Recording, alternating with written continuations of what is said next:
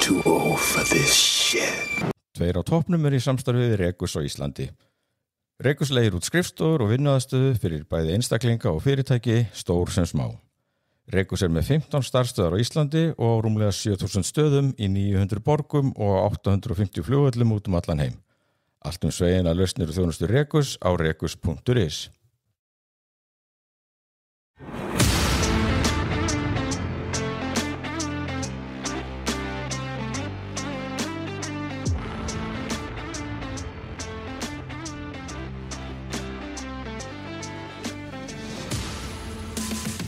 Hundeltur hlustendur, þið eru að hlusta á hlaðvarpið Tveir á toppnum og í þessum þætti stöndum við Oddur og Tóti vörðum lágmenninguna í 128. skipti.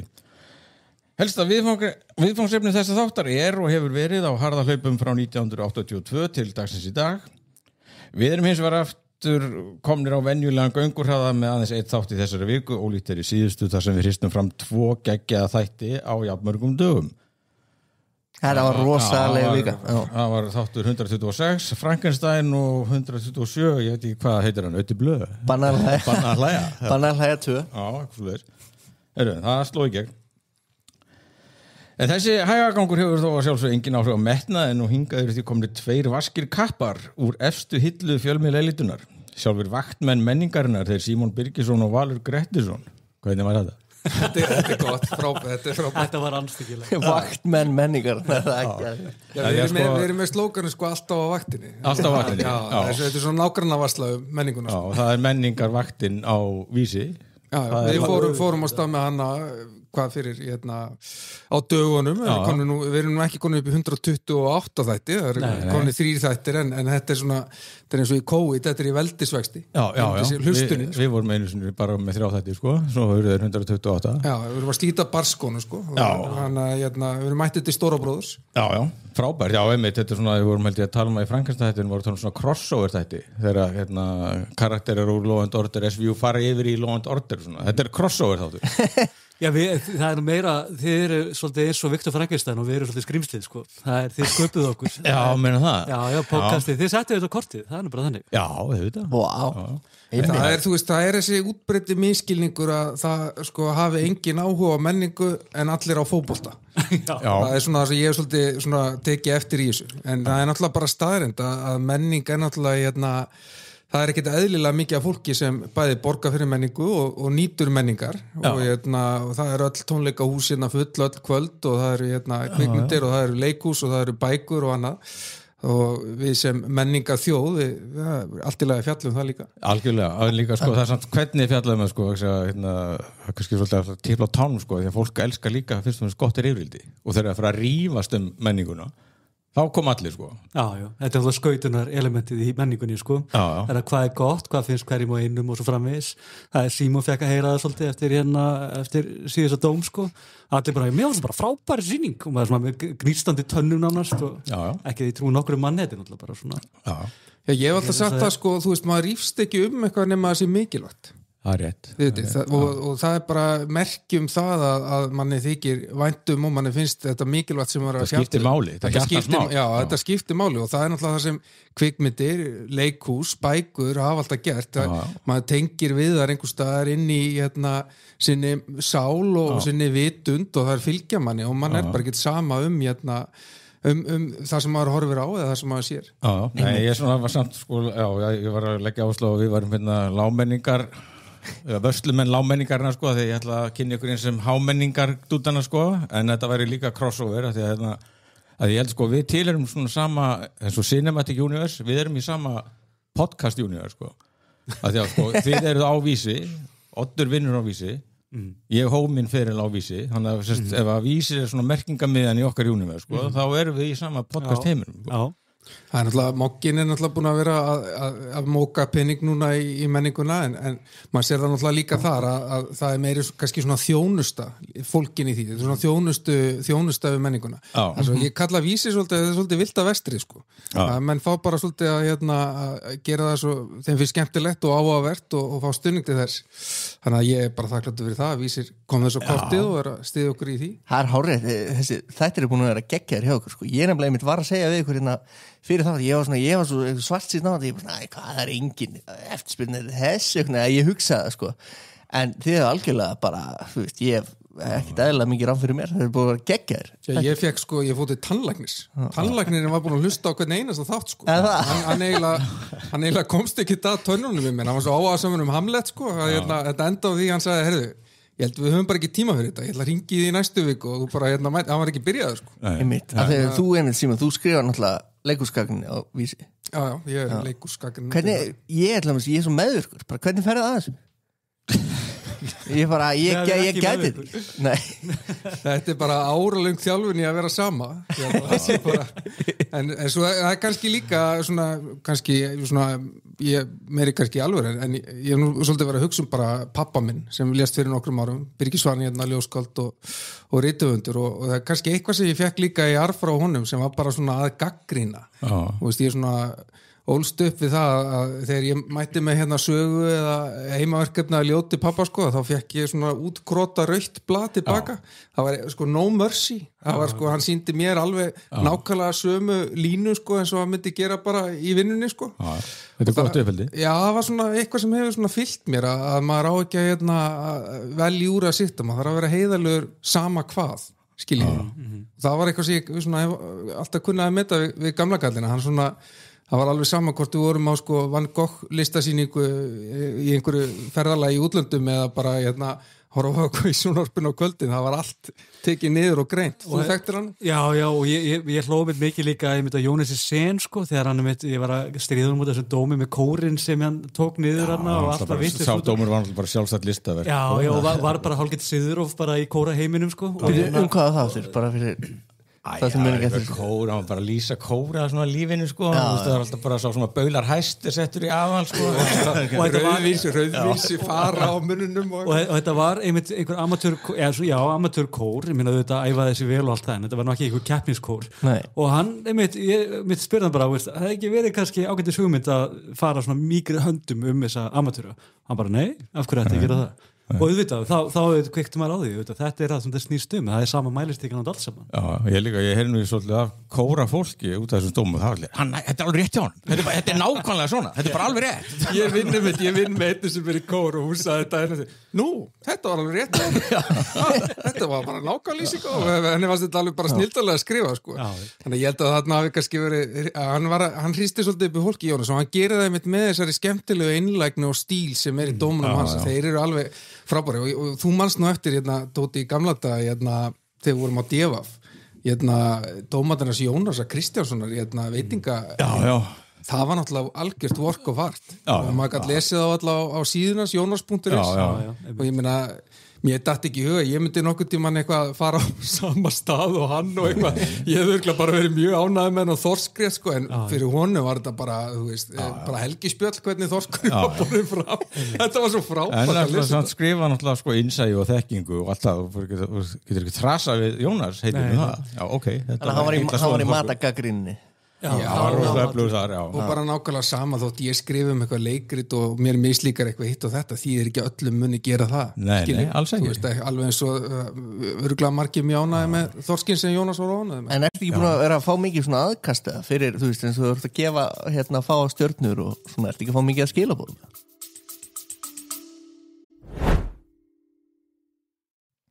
Tveir á toppnum í samstarfi við Aðalskoðun. Aðalskoðun býður hlustendum tveggja á toppnum upp á 20% afslátt af bifreiðaskoðun. Það eina sem þið þurfum að gera er að mæta á staðinn og nefna 2 á toppnum. Aðalskoðun er með skoðunastöðar á 10 stöðum við sverum landið og þar verður tekið vel á móti ykkur. Sko, það er yfirleitt þannig að það er meiri þögn á línunum eftir slæmudómana en góðu. Já, ok. Það er svona mín reynsla svolítið, sko. Þið þekki þetta bara úr sem samfélagsmiðla heimi, ég meina þú deilir frétt á Facebook af 4-5 stjörnu dómi og það er alveg rosa glaðir og eitthvað svona, þú deilir ykkur svona neikværu frétt og það er bara eins og þú hafi verið þú sett bara í Event Horizon þú ert bara í bara eitthvað slögt á internetinu bara er allir sambandslausu maður spyrir sem byrja alltaf læg hjá Sökkaberg virkar eitthvað, lægtakkir farin úr sambandi en ég áður en að fréttablaðið dó þá hættu við með stjörnur, ég var svona fegin sko, þetta var alveg þannig að ef ég gaf íslenskri mynd undir 4 þá kom alltaf bara, hvar er 5. stjarna, hvar er 4. stjarna bara, come on Nei, þetta er samt vandinn þetta lýs svo vel upp sko. Þetta er auðvitað vandinn við gagnrýni í dag og ég sá þetta með sérstaklega í bókablaðinu í Morgunblaðinu á dögunum, það voru allir dómar, allar bækur fengu 4 stjörnur sem er framúrskarandi það ætti að veða það, nema ein bók og það var Einar Kárason, hann fekk 3 ár og maður hugsaði bara, hvað gerði hann vitlaust? Sennilega áhugaverðasta bókin í Já, maður hugsaði bara, hvað er þetta svona hauskúpa í Morgunblaðsheiminum og þetta auðvitað bara eflir meðalmennskuna og þetta gerir þetta allt mjög leiðilegt því að auðvitað er fullt af bókum alveg hundleiðilegar Já, eða það get ekki allavega, þú veist við erum þjóður rithöfunda getur samt ekki allar bækur sem kom út á hverju ári verið 4-5 stjörnur Nei, og það er kannski partur af því að fólk er svo góðu vant að það kvartar ef það fær ekki 4,5-5 og svo koma einhverjum svona njólar eins og þú og Magnús Jokkum og Jónas segir nú er bara með bara alveg kritík á hinu Bækurnar er bara mjög gott dæmi það ég meina, þú veist, hversu líklegt finnst ykkur að einhver fara út í bókabúð og kaupa einhverja bóka þegar hún fekk 4 stjörnur Þetta bara merkir ekkert lengur það er búið að vera þannig verðbólga í bókadómum í mörg ár að það merkir ekkert í huga fólks lengur þú sér bara á káverunni 5 stjörnur, 4 stjörnur, 5 stjörnur, 5 stjörnur það þýðir ekkert það sem ég held að við sem að reyna að gera eins og á menningavættinni með því að, eins og ég hef talað að nota stjörnuskalan að það þýðir þá að fólk fer að trúa því sem þú ert að segja skilur, og getur þá verið sammála því og ósammála en að það skipti máli eins og við sáum þessa frábæru sýningu Ífigenia í Borgarleikhúsinu og ég meina það var bara alvöru sýning og þá bara vill maður koma því að framfæri en ef allar sýningar er að fá 5 stjörnur þá týnist það bara í tóminu Svo er ég nú með, þetta er nú bara eldgömmul kenning hjá mér því að ég er búin að heyra þessu frá nokkru núna að bara einn maður getur bara drepið heila sýningu bara eins og þú ert búin að vera að gera þetta er ekki svona og ég er búin að skrifa gagna bíómyndir í 25 ár og ég bara pælti sumarmyndir hafa fengið frábæra dóma Vesturportsmyndinar, börn, foreldrar þetta var alveg bara auðsilofi kom enginn í bíó að sjá þetta Nei. Þannig að þú veist, það stjórnar ekki voru þetta frábæra bíómyndir Já,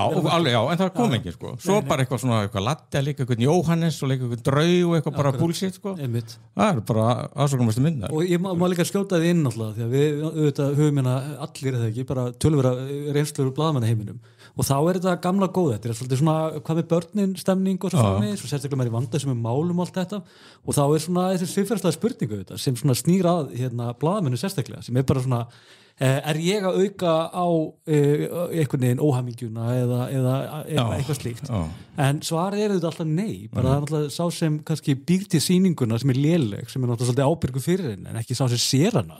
og segir frá henni, það er náttúrulega ekki eðlilegt Við fengum ég manna en þá eftir þegar ég var nú sjálfur að vinna í leikhúsinu og við gerðum þessa hitt sýningu í Þorleifur Englar Alheimsins sem bara gekk alveg frábælega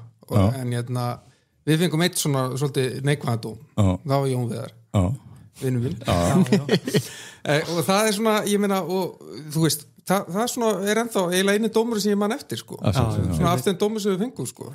og ekki skemmti það fyrir aðsóknun á sýningunni, gekk bara fyrir fullu húsi ég held að fólk svona það áttar sig á og það sem ég lærði í leikhúsinu þegar ég var að vinna þar að það sem fyrst og fremst stjórnar aðsókn er þetta word of mouth hvernig þetta svona breiðist út á meðal fólks þetta skipta dómarnir að einhverju leiti mál en að einn dómur geti tekið einhverja sýningu það bara virkar ekki þannig það er frekar kannski þannig að einhver sýning er náttúrulega ömuleg og byrja að spila stíl út svo kemur dómurinn og er neikvæður það var búið til orsakasamhengi sem er bara ekki rétt Já, eða ef allir dómar eru neikvæðir Já, það er náttúrulega verra það getur kannski skaða en mér er þótt svona skemmtilegt núna ég er að reyna að taka líka í menningavættinni taka svolítið saman dómara veist, og það er eitt sem er oft þótt vanta svona íslenska krítik eins og í Þýskalandi þar var frábær miðill naktkritík, nætukritíkin og það sem þeir gerðu var að þeir tók alltaf saman alla dóma sem höfðu byst þannig að maður gæti sé svona stjörnugjöfina og ummæli og eitthvað og það finnst mér svolítið skemmtilegt að reyna að sjá þetta í svona einhverju samhengi þú veist, taka saman hver umræðan herru þessi sagðan og þetta nú bara hann var nú jákaður og þessi, þú veist og ég held að það hjálpi líka fólki til þess að svona upplifa þetta ekki bara einhver einn dómur eða einn rödd, þú veist, margir heildarmyndin, sko, þetta náttúrulega beauty til að mynda við Rotten Tomatoes til að mynda, ástæðan fyrir það mín uppáhalds síðum vegna þess að þú tekur hana saman alla mögulega dóma úr öllum heiminum og auðvitað fullt af þeim bara alls konar og neikvæðir og svo framvegis en þetta pakkfæra svindla einhverjir rúsneski bottar að rifja og bomba þetta og tekur bara einhverja snild niður í svaðið sko. Hvað fólki fílar, ég svona horfum minna á það við hámenningunni hugsaum ekki mikið það Kiftuður ekki líka út Disney á þessi fyrirtæki audience skorinu þegar það fór svona hentaði milla sko það var svona þegar ákveðna myndi fór að koma og hvarf það allt í En þú breytir ekki náttúrulega greinunum sem eru skrifaðir í Guardian og New York Times það er alveg solid Þetta er alveg endalaust af tímaritum og blöðum sem að birta alls konar dóma mér sé að eitthvað Christian Monitor eða eitthvað í Salt Lake City sko með bara allt í lagi gagnrýnandi Ég laði mig sérstaklega fram sko þegar ég byrjaði að fara til Þýskalands í leikhús maður fyrsta ferðin okkar í Berlín þegar ég var í leiklistaskólanum þá sko vorum við sérstaklega áfjáð að sjá eina sýningu sem að fengi hauskúpu þú veist og það finnst mér svona eiginlega finnast þið það svona gagnrýnandi þannig nei, þetta á ekki einu svona einast ekki hálfa stjórnum, hendur stjórnunum það er hauskúpa og en það var sýningin sem við vildum sjá sko, þú veist að því maður hugsaði ok, ef einhver gagnrýnandi hefur gengið út og það er bara hauskúpa svo er þetta náttúrulega svo afstætt, ég er náttúrulega oft kannski nefnt þetta, ég elska bara ruslmyndir og ég teki svona eina í viku sem er bara, veist eitthvað 14% splatt rotten sko bara ég elska þetta sko. Ég sé það saman ég er mikið ok, þetta er rusl en þetta eru sætar gælur og það er verið að slátra þeim En er ekki fólk upplega hópað eins og Íslandi vill bara fara okkur að geðveika leiksýningar er það ekki líka vandamálið? Sko þarna er þetta náttúrulega spurning þetta er náttúrulega alltaf spurning investment og það er svona hafa kvikmyndir svona sögulega kannski dómar kvikmyndir skipt minnamáli þú veist nema kannski eins og Tóti var að tala um svona íslenskar en ég meina investi að fara í bíó í gamla daga var hvað 750 kall eitthvað svo leiðis og bara beint úr vinnunni bara í bensinstöðagallanum bara með tvistin upp úr vasanum enginn að pæli hvort þú færir út í hlið eða hvað sko en ég meina ég keypti miða ég nú talaði ég keypti miða á Latta-sýninguna fyrir fjölskylduna hérna síðasta vetur það var 68.000 þannig að það er svona það er fjárfesting sko hefur líka alltaf verið, fólk hefur alltaf klætt sig upp þau eru að fara í leikhús og tekur þetta alvarlega og hátíðlega sko, dressar upp og eitthvað fólk að vera að klæða sig tróða sér kjólföt og bara þetta sökkar þetta er viðbörður og aðtöfn og það er náttúrulega svolítið skemmtilegt líka við Íslands leikhús er að við gerum það ennþá og ég er alveg sammála að þetta er náttúrulega bara neytinda menningarinnar þetta er ekki flóknir það er fínna sko og það er náttúrulega líka ákveðin miðskilningur oft svona í lista heiminum og maður sér þetta ennþá á Facebook þetta er rínandi gags það er nú bara eitthvað sem að búið til fyrir einhverjum 10-15 ára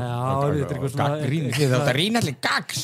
og neikvæð þá ert ekki rínandi gags þetta er eftirhruns þetta er auðmíkjavæðingin sko þetta er auðmíkjavæðinga tvistið en svo er svo áhugaverð sko að þessi hópur sko skilur ekki að hotlusta gagnandi sér alltaf við almenning við neitt annað við erum bara að segja er þetta einmitt 68 virði með alla fjölskylduna? Já, þetta er það bara Nei, svo bara tökum nú þennan Hamlet sko ég ánægði með Jón Viðar hjá okkur hann bara þætti Hamlet ekkert spes sko bara sem ég eitthvað besta opnum fannst mér á umræðu leikrið ég bjóst nú við ýmsu frá Jóni sko en síðan opnar það bara umræðuna já, Hamlet kannski ekki sérstaklega leikrið þetta setti umræðuna alveg á nýtt ég er náttúrulega svo leiður á Hamlet sko maður lesa þetta í einhverjum menntaskóla og örgli háskóla líka og svo náttúrulega er maður búin að sjá sko Sefferelli myndina svo sem var Mel Gibson vera Hamlet og ég er náttúrulega bara búin að sjá hann í bíó sko ég held að það sé eina uppáhalds Hamlet-myndi mín sem kannski færri þekkja það er Hamlet Goes Business eftir Aki Káru Smaki Hamlet er sko pappans deyr og hann á að taka við Rubberdökk, gúmmiandar fyrirtæki í Finnlandi framleiði svona gular gúmmiandur til að nota í baðkvörum og byggja svona lauslega á Hamlet sko. það sá hann í Bæjarbíói sínum tíma á finnskri kvikmyndahátíð Nei, alltaf, ég er svo þreyttur á Hamlet ég íhuga ekki einu sinni að sjá sýningu svo kom stóttir mín á generalpröfuna og hún er að vera 17 og hún bara, þetta er bara geggjast sem ég séð bara gæs á allan tíman og bara þetta er svo greinlega kann ég sko þetta er svo augljóst að hann kann ég sko þetta er alltaf sko og ég sagði ok, frábært smá spenntur, svo kemur Símon með Símon Grimmi sko sagði samt að þetta væri sko greinlega til þess að höfða til unga fólksins þannig að já ok, þetta ná því þá fyrir ég bara gamli pappin að við um þetta og ég nenna að fara og sjá kann ég Já, ég náttúrulega líka, sko, þetta var náttúrulega ákveðin tilvistagreppa þegar hún Kolfinna leikstjóri svona afhjúpað að ég orðin gamall, sko ég gamli maður þú bara klístra brund, það mjög verst Já, þú veist, bara, hún sagði það einhver gamall maður hann víst mjög gamall á vísi að skrifa Símon gamli Mér aðstóð svolítið hvað, ég múið að sitja í mér, sko Býtu Símon, hvað ertu gamall? 41 Já, 41 En Jón við að segja að þetta væri versti aldurinn það er að segja þessi mið það er limbo hann hrætti okkur eiginlega þetta var alveg agaleg sko, hann sagði bara það er gott að vera gamall en að vera miðaldir 20 ára af einhver algjör kvöl og þjóningu merkilegt sko, þegar ég var 30 þá Óskar Hrafn Jökulsson heitin vinn með Hamingju var búin að skilja baki þennan automatiska áratu aumingjaskapar í lífi allra kallmanna fyrir hann en svo einmitt var 30 til 50 það var ekkert í gangi en nú er ég 54 og nú er ég farin að upplega svona eins og Gandalf Obi-Wan sko, ég orðin þessi wise old man það var náttúrulega að komast yfir en að 27 ára aldur var ákveðið afrek sko lifandi það ekki ekki það sko en síðan tekur smaðið mér sko ganga við en varandi sko þetta investment sem ég var að tala um á það, mér finnst það ótrúlega áhvert að því það er að breytast í bíónu og ég er að upplifa núna orðin gamall kall með 4 stráka sko að bara ein bíóferð hjá mér með strákana þetta er orðin 10-12 skall bara þetta er í rauninni svona að fara úr og ég held að Quentin Tarantino hafi svolítið, hann talaði um þetta í einhverju vitali að svona dauði kvikmyndana mætti svona ákveðnuleiti rekja til þess þegar miðaverðið fór að hækka að þetta fer úr því að vera þetta almenningssport sem þetta var alþýðuformið, ég meina alþýðan var ekki að fara í óperuna, var ekki að fara í flottu leikhúsin, það var að fara í kvikmyndahúsin og eins og í kreppinu miklu í Bandaríkjunum þegar öll meti voru sett í miðasölu þá voru þetta sko milljónir á milljónir ofan af miðum sem voru að seljast á einhver sent skilur, á klink og menn sko hafa ekki hugmyndaflug til að ímynda sér hvað myndir eins og Gone with the Wind og svona myndu hafa tekið uppreikna það, þá var þetta bara einhverjir sko miljardar sko en ef maður finnur það að þessi breyting bara á miðaverðinu er að svona draga hægt og rólega úr þessu og kannski eru Álfabakkin og þessi kvikmyndahús að loka út af því að þetta er ekki lengur þetta alþýðu það er náttúrulega virkja bara, þú veist, Efling og restar af sósíalistaflokknum þurfa bara að fara að setja þetta óttin bíóin aftur til almúans bara örugar að það landa saminist í bíó senda Gunnar Smári í máli sko. en þetta er ekki bara það heldur, svo er annað svona sérkennlegt viðbragð sem er einmitt að því að miðaverðið er að hækka þá er eins og kvikmyndaframleiðendur vilja einhvern veginn gefa manni meira fyrir peningi sem er þá lengri mynd sem er vantilega dýrar að auki ég skil ekki hvað vitleysingi dattaði í huga því að sko það er bara ofboðslega svona mikil samkeppni tíman okkar og ég hef aldrei skilið almennilega þá hugmynd að þú veist bara eins og Running Man er gott dæmi hvað voru 2,5 tími, hvað af hverju fjandarn ég ger ekki annað í þessu podcast en að hvað myndir í langar hvað er meinast að segja þetta auka hálftími sem verið stjórn að skeita við hver einustu mynd þetta er líka því að Hitchcock sko, hann gerir nú stundu langa myndin hann sagði að sko bíómynd ætti aldrei að reyna of mikið á þagblöðurinn sko, þú átti ekki að þurfa að halda í þeir sko, sem er 90 mínútur sko. En mér fannst sko sorglega strákandur sögðu við mjög dagir þeir sko í sumar og þá fekk ég alltaf svona skynduhumund, kíkjum í bíó fyrir maður Fantastic Four og við bara upp í bíl og fyrir mig í bíó og sjáum Fantastic Four sem ég fannst þetta bara fín, mér fannst það alltaf læg en þeir tala ennþá þetta, já pabbi hann getur bara fengið svona hugmynd og farið með okkur í bíó allt í einu bara alveg spontant bara ekkert planað marga daga frá mig hann sagði bara, ég heyrði að segja þetta vinni sinna pappi, hann segir bara allt í einu fyrir mig í bíó það simmi gamlar og sponta nei, ég meina að hugsa ykkur í gamla það var engin aðtöfn, það þurfti ekki að hugsa þú fórst hugsunarlaust í bíó við erum búin að borða það þriðdagur, kíkt í mokkan aftast, hvað er í bíónu kíkjum þetta er alltaf þvílíkt fyrirtæki fyrir þig að fara með sko, 4 gutta í bíó þetta er náttúrulega bara eins og að fara til tungsins fyrir sumar sko. en ég er svona bursið frá því, þá held ég þetta sé samt svona partur af þessari þróun að þetta er hægt að vera þetta svona hversdagslega sem þú gerir partur af vikun að fara einu svona í bíó helgi þetta var bara svona partur af rútinunni marskili, þú veist en það einhvern veginn er dottið Þetta eru rosa event Þetta nefnilega, þetta samt gott sko. Ég gerði þau strákana mína, ég fer ítrekka með á bíó alltaf gert og ég að græða á því svolítið núna að vera með 17 ára sem nennir ennþá með mér í bíó ég þarf að vísa að bjóða honum og einum vini með sko. en það er ákveðin kostnaður en það þýðir að ég fæ að sjá alls konar vitleysu sem ég myndi aldrei nenn að sjá í bíó það er með afsökun sko. ég kvíði því þetta endi sko. Skemmtilegasta bíóferð sem ég fari í lengi var einmitt í sumar, þá fór ég með strákanum minn á Nesa 2 í Egilshöll. Fyrir ekki, hvað mynd? Nesa 2 að svona meðstu mynd ásins. Nesa? Já. Nesa 2? Kínversku myndina sem hún fór upp í 2 biljónir dollara. Í hvaða bíó? Hún var sýnd hér? Hún var sýnt hér, já. Þetta er svo mynd sem hefur tekið mestan pening á árinu af öllum myndir sem hafa komið út, 2 biljónir. Okay. Og er kínversk og er bara svona dæmi það, þessa þróun sem er að fara úr því að Hollywood mjög líklega mun þurfa að lúta í grassi fyrir Kína í framtíðinni og þessi mynd gjörsamlega sprengdi allar tölur að því náttúrulega var gríðarlega vinsæl í Kína og hefur tekið, hefði farið bara á worldwide á hvað er þetta, Box Office Mojo, þá er hún bara toppnuð þar yfir aðsó. En það var svo skemmtilegt Þetta var númer 2 Var hún raunverulega skemmtileg? Nesa 2 Ertu bara að segja þetta því að þú ert bara í ykkur umbreyftan Nei, ég meina þetta var sko ótrúlega mynd En þetta var framhald? Þetta var framhald. Varstu búin að sjá fyrstu? Nei, sá ekki fyrstu myndina en svona upplifun að horfa á þessa mynd mér leið svona svipa svona eins og þegar ég sá Lord of the Rings í bíó maður bara svona, ég man þegar ég sá Lord of the Rings maður bara svona satt og maður velti fyrir sér hvernig var þetta gert þig? Skiljið, bara svona magnificent dæmi og Nesa nær því að fannst mér að einhver leiti svona opbóðslega stórum ævindaraheim sem maður náttúrulega áttaði sig kannski ekki fyllilega á þegar þetta ekki sér frá einhverju kínverskum þjóðsögum og menningu. Þetta er alltaf ástæðan fyrir að það var algjörður rugglaði þessi yðin að taki og salunum var fullur af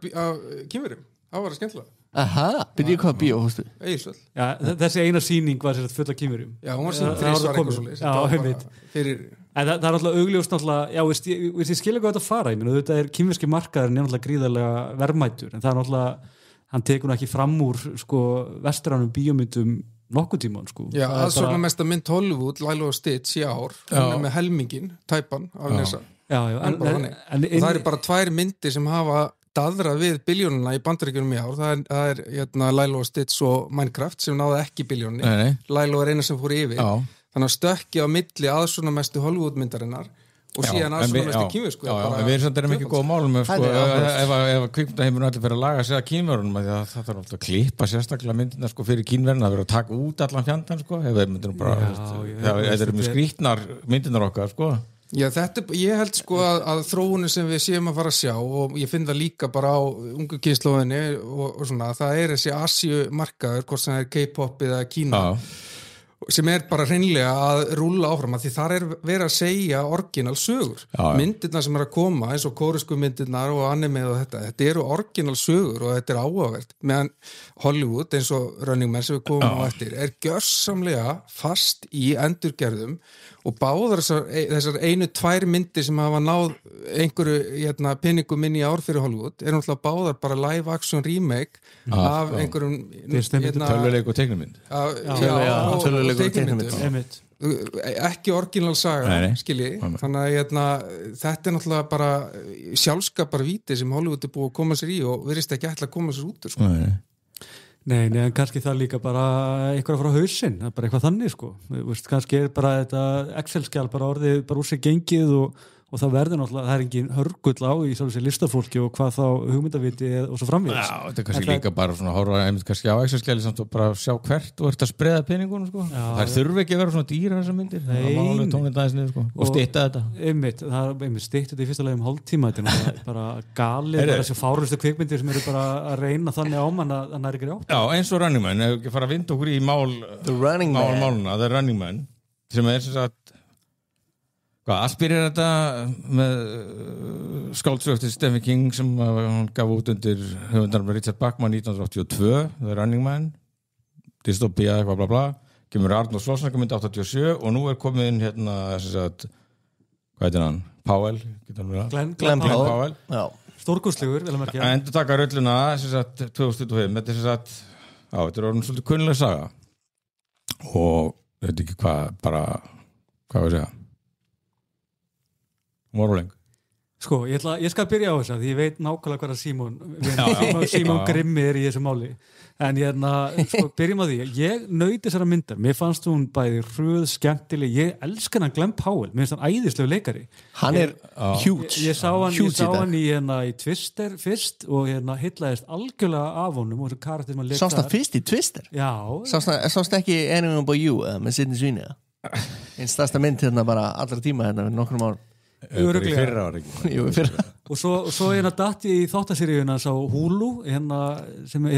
Chad Powers frábær algjörlega frábær, ég meira kom konunum minn inn í þetta og hún nú ekki hrifin af þessu ekki saman því, ég gafst upp eftir eitt þátt já, síðan sko og þessi myndu þetta, tekur hann að fræga skáldsögu og svona þykist alltaf fylgina aðeins betur og við munum þetta eftir Schwarzeneggerunum og hvað þessi mynd var náttúrulega hún var helviti hressandi á 10. áratögnum og ég sá hana úlingur og ég tengdi bara heilmikið við þetta en skildi náttúrulega ekkert mikið í eina eða neinu en sko þessi mynd var alveg svona lengst af hugsaði bara, wow, þetta gæti bara orðið svona Fight Club nýra kynslóðar það eitthvað svona rosalegur taktur í henni það fer náttúrulega algjörlega svona off the rail undir lokin og það sem Edgar Wright náttúrulega gerir ítrekkað, hann gerir það líka í Baby Driver það enginn sem talar þetta í Baby Driver það er frábæn bíómynd, þá getur þessi rugglaði teiknumyndalegi endir kemur sem bara yfirdrifin steypa og hann gerir það í Hot Fuzz, þetta virkar þar einhvern veginn og svo framvegis, þeir sem þekkja náttúrulega eru kannski mjög miklar aðdáendur Cornetto þríleikurinn hann skemmtilegur leikstjóraðu þetta en myndin var bara mér fannst hún bara fyndin, skemmtileg, wacky og alveg svona ákveði skref áfram frá gamla góða Schwarzenegger sko Símon ég sagði gráð ég satt eftir með svona mikla tómleika tilfinningu og debur þegar ég svona horfði á þessa mynd mér alltaf þykir rosalega vænt þessa bók það er nefnilega þú mættu með hana ég mættu með hana, þetta er svona fyrsta Stephen King bóki sem ég les og hefur alltaf verið mikill uppáhalds höfundi hjá mér ég þurfti sérstakt leyfi frá pappa til að fá að leigja hann á bókasafni Hafnarfjarðar og það er svona að fyndi hlýðasaga það kemur ennþá upp athugasemd í bókasafninu hjá mér 41 árs hefur leyfi frá föður til að leigja Stephen King bækur Símon gamli hefur pappi var alltaf svo mikil anarkisti sko ég kom til að segja það voru að banna mér að leiga bókasafni þá fór hann brjálaður nýrtir og ótrúlega afskiptasemi barðist fyrir þessu að leiga banninu að leiga bók ég náttúrulega vildi bara leiga hann af því Schwarzenegger var framan á coverinu en þetta var svona byrjunin á svona journey inn í þennan Stephen King heim hann skrifar þetta náttúrulega undir þessu dulnefni Bachmann og hann skrifar nokkra bækur undir því og það voru svona stílæfingar hjá Stephen King þetta eru Thinner, þetta er Long Walk þetta er Running Man og eini viðbútt sem það er Rage sem hann sjálfur tekið úr umferð sko og Roadwork, það eru 4 í sko, sérútgáð sem heitir The Bachmann Books þar er Running Man, Rage, Roadwork og The Long Walk það eru 2 bækur úr þessari seríu þessari samsafni urða bíómynda þessu ári sko. Ég man eftir að sko, mér finnst til einu bækurnar sem svona mér finnst góðar þarna, það er Thinner, Long Walk og Running Man það er svona það sem ég tengt best við enginn af þessum bókum og þetta var svona stílæfingi á Stephen King var að skrifa mjög hraða atburðarás og hann notar þetta stílbragð að láta kaplana ganga aftur á bak eins og Running Man byrjar á kapla 100 og þetta er niðurtalning sama í Thinner þar sem hann fær þessa bölvun á sig sko, feitikallinn, ríðhorast að horast, þannig að við fylgjumst með sko þyngdinas tónast niður og þetta svona er ákveður svona stílbrað hjá honum til þess að það er atburðarásins í ræði ferðinni og þetta er rosalega hraðar bækur síðan kemur Schwarzenegger-myndin og hún er náttúrulega bara svona sjálfstætt verk þú veist, hún byggir hún byggir á bara það er náttúrulega titillinn og svona bara grunnhugmyndin sem er náttúrulega þessi frábæri sem Stephen King að vera með svona raunveruleikur sem var og þetta er alveg orðvelíst mér finnst Running Man vera alveg þar sko og myndin var aldrei sérstaklega góð þetta er ekki góð Schwarzenegger-mynd þetta er bara svona algjör bíómynd en samt svona iconic augnablik úr henni og ég var að rifja upp þegar ég var að keyringa það er þegar hausinn er að springa á hann í byrjunni gæði með rafmagnið sem keyrir þarna höndunum sko, böðlunum og þegar hann fer í hann skotið út í liftunni í byrjun þetta voru, og búningarnir alltaf eins og þeir bara stólist í fattaskapin hjá íslensku hljómsveitin Change, Björki Halldórs og Jóhann Helgason reyna að meika í London og þeir svona, mér finnst þess að Edgar Wright sé kannski svona meira að reyna að ná andrúmsloftinu úr bíómyndinni heldur en að reyna á bókinni það er svolítið á þetta því að hann reyna að fylgja bókinni betur í þessari mynd en í staðin fyrir að taka andrúmsloftið úr bókinni að þá einhvern veginn reyna hann að taka andrúmsloftið úr þetta er eiginlega alveg, þetta er það sem ég því að hún er náttúrulega svolítið mjög ég held að aðalmandin er hún er skitsofreni sem mynd því að hún er náttúrulega einmitt, hann ætlar að byggja hana meira á bóking en svo er þetta líka remake af Schwarzenegger-myndinni. Það er alltaf rosalegur 80s feelingur í öllu þarna sem ég veit nú til þess að glæðja mig en var ekki alveg að koma mér í mark þarna Nei, mér er að segja hann mjög svona sterkt tengingin í Home Alone hann að mér er að segja eða alls konar svona stóra feilið fyrir mig í þessari mynd í rauninni byrjar á því að þeir þora ekki einhvern veginn að gera þessar svona kringustæður sem bókin eða sagan gerist í raunverulegar og við erum að tala heim sem Ben Richards lifir í þar sem fátæklingunum er haldið aðskildum frá hannu ríku og þar sem í rauninni stórt samsar í gangi þar sem mengunartölur eru falsaðar og henni fátæku eru deyja milljónu saman úr lúnaþembu og berglum og krabbamenni meðan þeir gætu rauninni búið til grímur á 10 krónu til að bjarga þeim en gera ekki og tilgangur skemmtiskjásins, sjónvarpsins sem er í gangi þarna er í rauninni að halda hennum fátæku uppteknum að meðan þeir deyja þetta er í rauninni mjög svona þetta er rómverska módeli, þetta er hringleikahúsi bara brauð og leikar og þetta kom aldrei fram almennilega í myndinni og í rauninni kom svona meira eins og þeir væri nú bara svolítið gúti gæjar þessir menni í skemmtisjónvarpinu það var nú sérstaklega fjölskyldufulltrúa sem átt að passa upp á fjölskylduna og koma þeim í skjól og þeir myndir nú, þú veist, ekki skaða fjölskylduna, eitthvað svona, skiljið, þú veist, það var svona furðuleg samúð með vondugæjanum og það vantaði algjörlega, sem að maður trúði á þennan heim sem þessi dystopía er að gerast í og eitt svona skýrt dæmi sem truflaði mig alveg ótrúlega í myndinni. Það var bara hreinlega hversu fallegir allir voru. Af því eitt af, þegar ég var að lesa bókina, eitt sem sker svo í maður, það eru allir ljótir í bókinni. Og veikir. Það eru allir veikir, Ben Richards er veikur, konan hans er grindhóruð, hún er hóra í bókinni, hún selur sig, en hún vinnur... Svona daðra við það hann í þessari mynd. Ég meina, ef þið bara berið það saman við það að konan í myndinni, hún mætir inn og vinnur sem gengilbeina á skemmtistað. Kampænsklúbbi og hún lítur út bara eins og hún geti verið bara framakonni stjórnmál. Fallegasta kona að syngja síðan. Já, ég meina, hún er bara ótrúleg, bara húðin á henni og allt saman og það eru fleiri eins og mamma mennina sem aðstofan það eru allar personur þeir eru vöðvastælti, þeir eru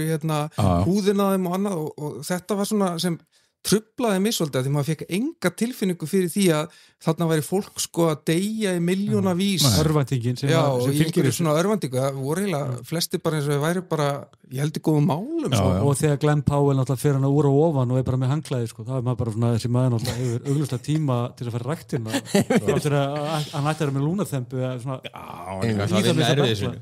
bara samt svo klárum við það með bækurnar þetta er þessar 4 sem er í þessu sabriti, það er Rage sem kemur út 1977 og hann lætur svo taka hann úr umferð og... fyrir ekki, af hverju gera hann það? Ég hef aldrei þetta er semst strák sem fer í skólan með riffil og drepur alla, skýtur samnefndu sinna og hann lætur taka hann úr prentun 1997 Láð mér að skjóta inn hérna megum við upplýsa enda Já, tölum bara hispjuslaust og með spillum og vörum bara við því Það er nefnilega svolítið áhugaverð ákvörðin í lokinu við sem er náttúrulega eitthvað sem við hefum ekki séð í bandarísku bíómyndum við hugsa út í það mjög lengi það sem bókin endar greinlega á því að flugvél er flogið inn í byggingu en þeir þora ekki að gera þessari myndi mitt sem er hefði náttúrulega verið langur rökrættast í endirinn í þessu öllu saman og það er svolítið áhugaverð, ég hugsaði bara er þetta svona 9/11? Já, það kom einhver mann eftir að var einhver 9/11 skjálfti í kringum þetta atriði sko, en minna, Nei, þetta allt annað, þetta í rauninni bara, þetta tengist inn í þessu töluðum áðan þetta downfall í Hollywood, að þeir í rauninni eru þarna að reyna að hugsa, já, við getum verið með franchise, þannig að hann þannig að lifa af og fjölskyldan að lifa af og það komið þarna einhver bylting og hann einhver byltingarleiðtogi og gott franchise maður byggja á því Movieverse stopp með það samt að þetta þú veist að komast þetta kjarnmálsins og svo það þarna Long Walk sem kemur út 79 Roadwork 81 og svo Running Man 82 mér finnst allavega svona Long Walk og Running Man þetta náttúrulega svona já, og það svona verið að díla við svona eitthvað fasíska dystopíu sem leika kannski partur af sem að gera þennan heim erfiðan í þessari mynd í dag að við erum komin eiginlega inn í hennan heim sko. Í okkar heimi og það er svolítið sláandi þetta við Running Man og þeir negla svolítið þá nótu rétt sem einmitt að þetta sjónvarp sem horfir á þau tilbaka sem er óhugnaleg hugmynd en við fattum náttúrulega ekki við lifum þannig í dag það er ekki sjónvarpi sem horfur okkur tilbaka það er tölvan, algoritminn sem lærir á okkur og selur upplýsingar á okkur síminn hlustar á því, menn það er verið að horfa á okkur tilbaka en sem þetta þegar þessi bók kemur á 82 þá er þetta mjög svona creepy og óhuguleg framtíðasýn sem er eiginlega bara orðin sko, við erum orðin samdöna þessu svolítið, sko. Og alltaf sko, deepfake og falsfréttir, þetta er náttúrulega bara þetta var bara sko plottpunktar í bókinni hjá King sko. Og sagan þetta gerist 2025 Já, gerist 2025, gleymum því ekki En það sko þetta með endin ég held að Símon hafi verið að gýra sig upp sko, því að hún endar náttúrulega bókin mjög suppulega sko. Hann er kviðristur borð í flugvél þannig að yðurinn flæði út allt og hann er að Já, þetta er eitt magnaðasti endir svona ennþá sem ég hef lesið á skáldsögu ég var bara þegar ég las þetta sem unglingur ég átti ekki til orð þú veist, hann er þarna búin að tapa öllu og búin að tapa fjölskyldinu sinni og Þannig að þetta er ekki eins og í myndinu? Nei, en svona myndin darar við þetta og klárum bókina sko, þeir lenda í svo miklu vandræðum í bíómyndinni þarna í lokin af því þar eru þeir farnir að skálda og þetta er bara það sem gerist í Game of Thrones á fleiri stöðum þegar þú ferð út fyrir efni viðinn og þú ætlar að fara að búa til eitthvað nýtt og þeir get ekki ákveðið sér henni hvort fjölskyldarna sé dáin eða ekki dáin eða hvort þeir ætla að gera framhald eða ekki í bókinu er þetta bara skýrt þú veist, Dan Killian segir Ben Richards að konunars og dóttir hafa verið drepin og ekki bara drepin, hún var sko stungin 60 sinnum þetta er svo brútal bók sko og hún er ekki drepin af skemmtiskjánum eða stuðinni, heldur af bara random glæpamönnum sem vantarlega sem hún hefur verið að selja sér til eða eitthvað svo leis og það náttúrulega klárar í rauninni þetta ferðalag Bens, hann hefur enga að tapa lengur, hann tekur flugmennin af lífi, það er bara hreina aftaka og ekki einhver svona bardagi og síðan tekur hann í rauninni þess að loka ákvörðun þar sem hann sko lappar eftir flugvélinni með þarmana og iðrin úti og það er hann að lýsinga sem þarmarnir flækjast utan sætispríkina og einu sæti í flugvélinu og hann þarf að tróða þeim aftur inn Þegar ég var 17 ári, ég las þessa bók sko, og ég fæ ennþá bara síðan sest hann í flugstjórnarsæti og notar svona síðustu orkuna sem hann hefur til þess að breyta stefnu í flugvélinni flýgur að skemmtibyggingunni Dan Killian lítur upp í gegnum gluggann sér flugvélina koma og sér Ben Richards gefa honum fingurinn og þar með endar bókin þar sem flugvélinn klessir utan í bygginguna og springur þessi endir er bara svo magnificent hjá King og þetta var í rauninni eina þegar ég var svona að gíra mig upp í þegar ég sá fyrstu trailinu af þessari mynd þá að því náttúrulega allir aðdáðandir raunverulegir bókarinnar við vorum náttúrulega sviknir með Schwarzenegger-myndinni og það hefur öllum langað til að sjá þennan endi skiluru og þess vegna las ég bókinni sumar því ég sá bókin á að vera myndin nær bókinni og þetta var svona eina sem mér raunverulega mér langaði að fá réttlæti þetta væri réttlætinu fullat nú kæmi myndin sem væri eftir bókinni og ég myndi fá að sjá augnabliki þegar Ben Richards sprengir Dan Killian í loftu þegar maður er svo svíkin þetta og maður fær einhvern happy fucking Hollywood endi á silfurfatti þá er það náttúrulega bara, þetta eru þannig svík sko að ég sat þarna í bíónu með svona debur og tómleika tilfinningu og þetta var bara eins og að horfa á mann sem var bara nýbúið að segja upp eftir 20 ára samband ég hafði bara áhyggjur af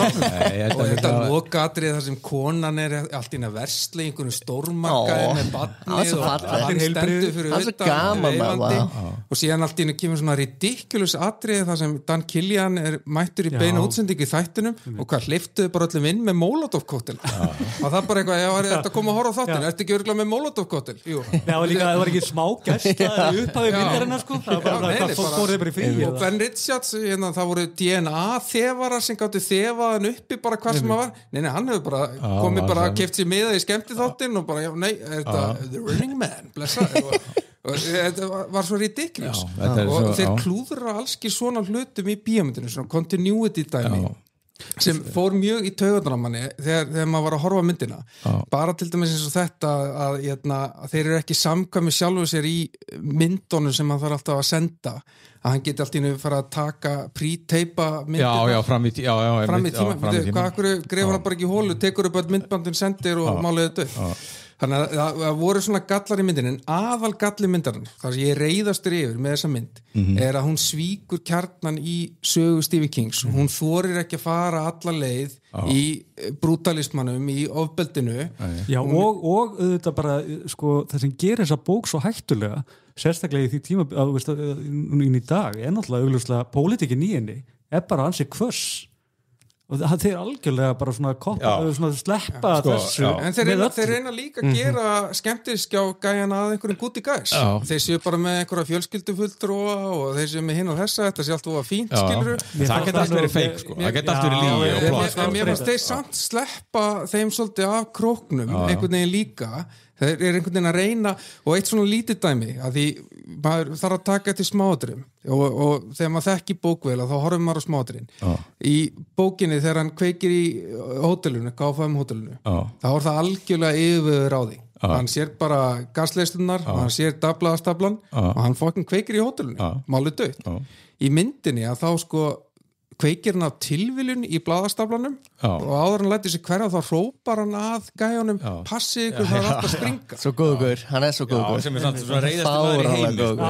Akkurat, og algjörlega andfélagslegu sko. Þetta er svona Hollywood dæmi að þeir þor aldrei almennilega sko, í grunni snýst þetta að þú treystir ekki áhorfandanum að þú kemur fram við okkur eins og við séum fíbl, þú treystir okkur ekki til að þola eitthvað eða til að höndla eitthvað og þá þarf það svona réttlæta nei, hann er nú ekki raunverulega hann var ekki raunverulega að drepa á gæjarnir hérna, þetta er ekki raunverulega vondigæðir, þeir eru bara í vinnunni skilur og þeir eru bara að gera svo þeir eru að gera það þurfa allir að fá réttlandingu á því hvað er að gera En svo kemur líka þessi yfirgengili banalismi í kringum þetta mannrán hann rænir hann að ungri konu sem er hérna verður að einhverju svo skrítnustu 5 mínútum myndarinnar og nánast fórum með hana fyrir mig sko. Það var mjög skrítið og hvernig hún einhvern veginn snýst allan punktinum sko. Þá er þess að eru handriðsöfundur að segja hann er hetja og ríka konan sem lifir óslega forrænda lífi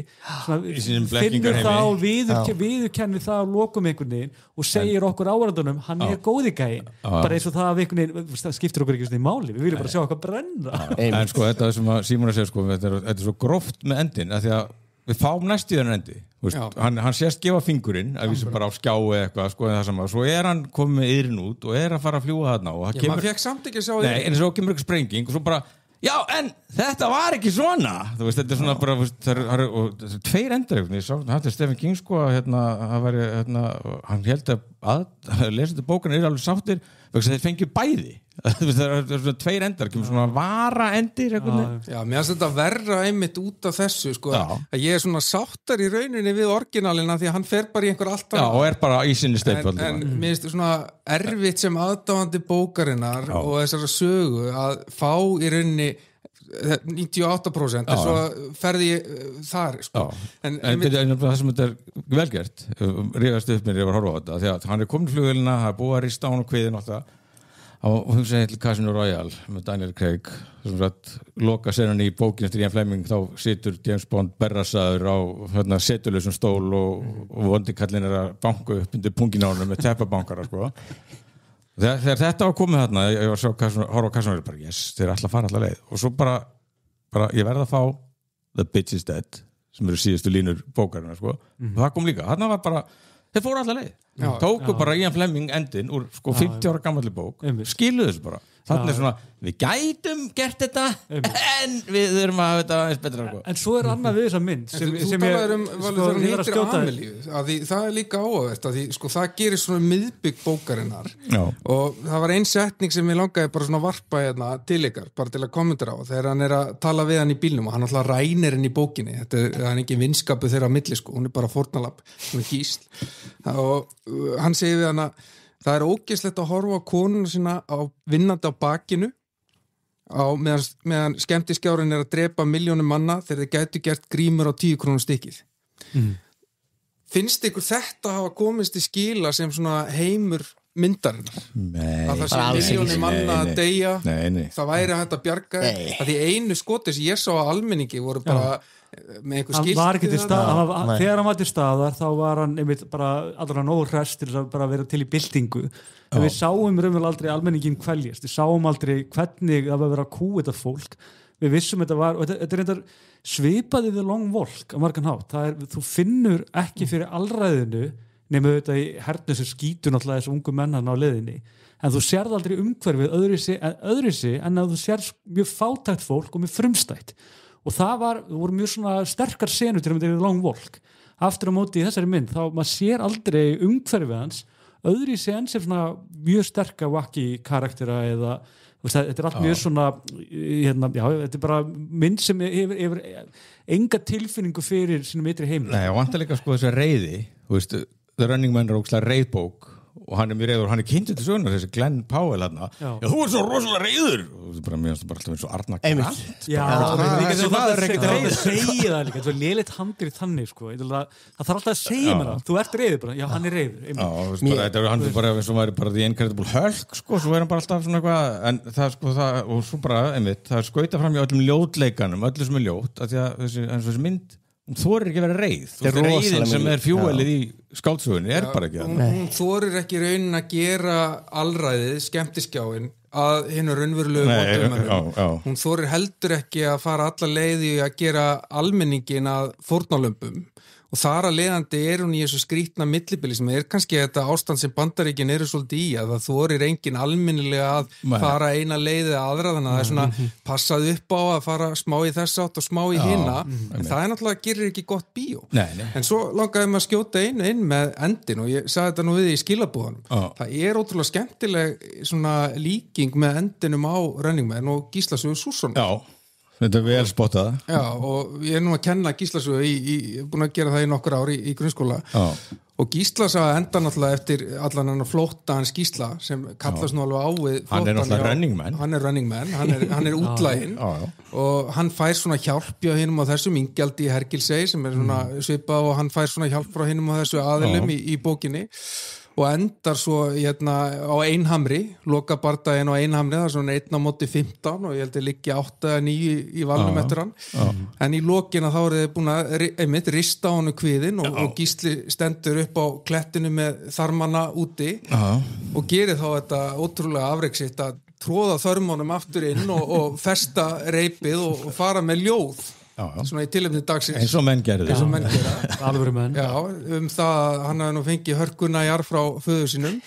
lítur svo aftur fyrir sig og sér hann njósna Helga fyrir neðan klettin og tekur ákvörðun að hoppa niður með sverðið á undan sér og klífur hann í herðan niður og deyr í leiðinni og þetta er mjög svona áhvert að velta ég hef oft velt fyrir mér hvort Stephen King hafi hreinlega lesið Gísla Sögu hvort þetta sé í svona hans útgáfa áhugaverð pæling sko að því að við sem hefum lesið King núna í áratíð hann er náttúrulega gríðilega vel lesin sko en þetta er 82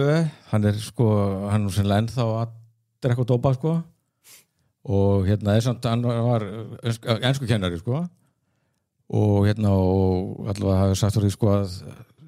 dóttir þeirra Tabitu var sko veik og þau átti ekki fyrir lyfjum sko þannig kemur það bara beint hann er að díla við fátæklingareiði sína bara þarna í þessu verki sko þannig að það sækir þetta bara úr sín eigin líf og þau náttúrulega þau hýrðust bara þau voru trailertrass sko þá kallar Karri kom út það var skrifað í hjólisinu það var með eitthvað smá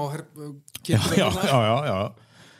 en það kemur ekkert óvart en þegar þú hendir þessu í mig sko ákvæði að googla sko ég veit ekki, ég hættur að skilja Google það er svo AI taka alltaf yfir Google-ið ég vil ekki dega henni samskipt við AI sko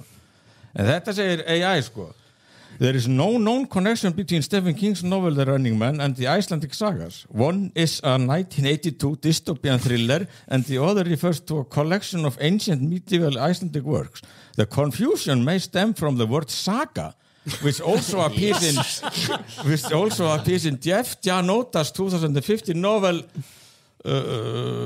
Saga, a novel of medieval Iceland that is based on the Icelandic sagas. While speaking to Entertainment Weekly, Stephen King remarked that despite straying away from his vision, The Running Man movie's ending would leave fans of the original novel satisfied. Okay, þannig að það ekkert sem að bendi til þessi nema náttúrulega bara þetta orð saga sem kemur hvergi fyrir í Running Man. Bara why do we bother? Ég vildi bara varpa þessu fram sem svona nýri bókmenntalegri tengingu hvort Ben Richards og Gísli Sússon séu þarna. En maður skjóta einu inn hérna sko, mér finnst þetta er svolítið áhugavert ég fattaði ekki alveg frustrasjónuna hjá honum hérna Símoni í gær þegar hann satt hann sorgbættur í salnum einn náðast tára hvarfi og síðan einmitt auðvitað að því bara ég þekkti söguna ekki sérstaklega vel, ég var nett svo sem að setja inn í þetta en hérna svo skoða þetta betur og ég las nokkra hérna gagnrýnendur og annað eins og þá svona fann ég reiðina að fara sko aukast með mig sjálfum. Já. En að því ég þekkti ekki bókina ekki nægilega vel, þá skemmti ég mér nefnilega ágætlega myndinni. Hún var nefnilega alveg, við fannst alveg renna nokkur hratt í gegn, ég held þessi alveg hörku afþreying, sérstaklega fyrir ungt fólk þetta. Og fann mikið fyrir peningin, 2,5 tíma. En það sem ég syrgi er náttúrulega þetta dauða færi að segja bara svolítið, komið svolítið hvassa gagnrýni á nútíman og það er það sem ég er sorglegt, þess að nefndi ég þetta einmitt áðan, þau eru dauða færi til þess að vera með einhvers konar svona Fight Club sinna kynsluða sem var eitthvað svona stríðsöskur svona tilgangsleysisins og en þeir klúðaði og það bara Hvernig þjáðist þú? Já, ég man nefnilega ekki eftir mynd það sem að ég er svo oft mikill, ég er alltaf með við hléin sko og ég byggi þetta alltaf bara hvernig mér líður yfir myndinni og mér finnst myndin byrja með skringilega og mér finnst alltaf vera mjög, alla samræður voru mjög skringilega, hann var einhvern veginn með veikt barn og einmitt eins og við erum búin að tala um þetta leit bara út eins og bara Glenn Powell bara í geðveikum gíru með veikt barn hérna og hann var já ok, býta og ég vorkenna ógeðslega mikið einhvern veginn og konaðin einmitt, hún er eitthvað dansari eða eitthvað, ok, býta nú, er hún vændiskona veit ekki alveg, svo einhvern veginn fer hann á stað og svo rétt fyrir hér þá er ég farin að skemmta mér ágætlega sko, þegar hann er farin að flýja ég er það alveg skemmtilegt sko svo fer hann og talar við kemur reyndar ljósa hann með ótrúlega ásu upp í erminni með hennan gæja sem bara getur búið til eitthvað rosalegt dulageri fyrir hann og ég hugsa bara, wow, hvað er þetta? Já, bara hefur heilt gerfiskegg gerfiskegg var alltaf hilari sko bara þú ert bara í topp málum minna, ok, og þá skemmti ég mér ágætlega sko svo heldur myndin áfram eftir hlé og jú, maður skemmti sér ennþá ágætlega og þessi rosalega svona bara þessi ótrúlega illmenni sem er eldan og allt þetta, bara skemmtilegt svo einmitt kemur að þessu þegar hann er að ræna þessum bíl og þessari konu og hún einhvern veginn snýst á punktinum og eitthvað svona leksjur og hann er hann undan hjá þessu fólki og það er einhver með einhvern lúnasjúkdóm einmitt og núna er ég farið, við erum búin að tala um þetta allt og núna er ég bara, þess vegna var ég ekki að tengja við neitt af þessu, þetta er svo skrítið völdbilding Þetta, hún þorði náttúrulega ekki að vera það sem hún ávera sko, svo bara stefnlaus eða koma þarna finnir, bara langir finnir kapla, en svo samt bara, hún verður bara skrítin þegar hann tekur konuna sem gísla stórundarlega náttúrulega þegar hann er komin heim til þessa byltingamanns þarna sem Michael Cera leikur Já, það var nefnilega annars skrítið en bara, hvað er ég komin í þessa og mamman svo þetta, ég skildi ekki og þetta monster grín sem var mjög skrítið hann að tala um svo skrýmslinn í pólitíkinu og allt þetta og svo bara drekkur á monster sem er svona product placement þetta er svo banalt og pappans með þess að suga pilsvagninum og þetta var allt svona Þannig eru menn alltaf farnir að skálda en ég er svona í grunninn sammála þér Oddur sko að kannski er það svona erfiðasta við þessa mynd er að hún var ekki leiðileg og ekki miðun allavega nei, ég meina bara en svo lokin og í byrjun ég meina maður það bara að vera heiðarlegur ég meina, ég hef alveg sé leiðilegri myndir já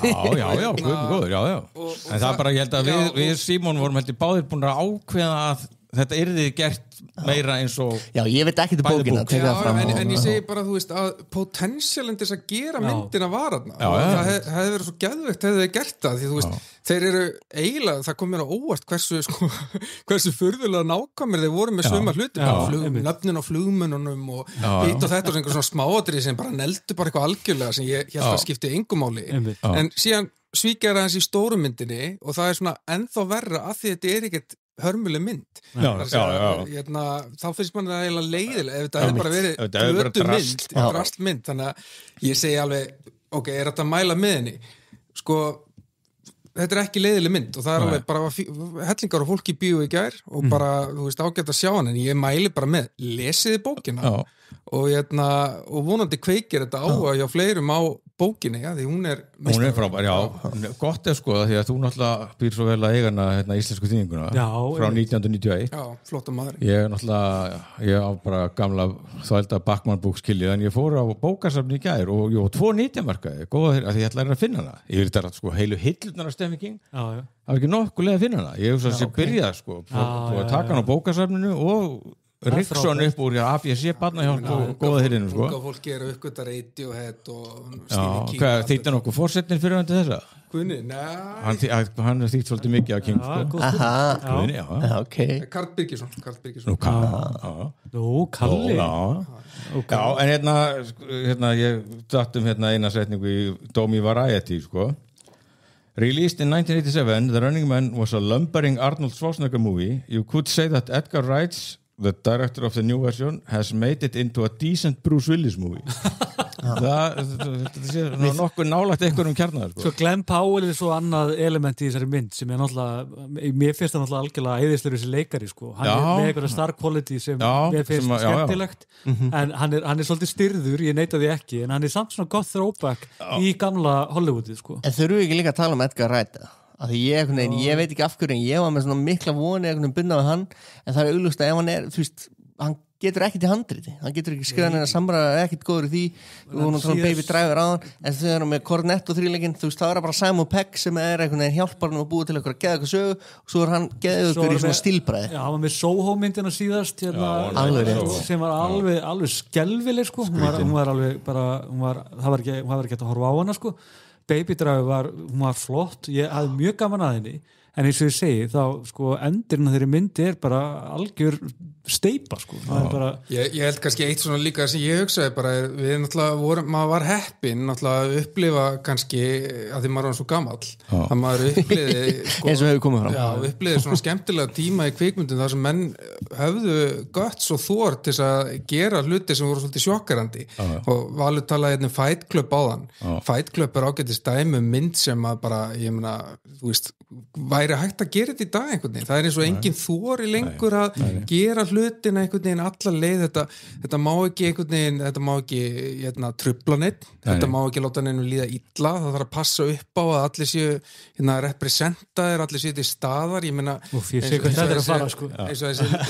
ég meina þú veist er ekki bara stúdíóin að skrifa öllu handrit, var þetta ekki bara að skrifa eitthvað stúdíó takk þetta út, það má ekki drepa neitt nei, ekki, hann kveikt ekki neina og þetta gerist orð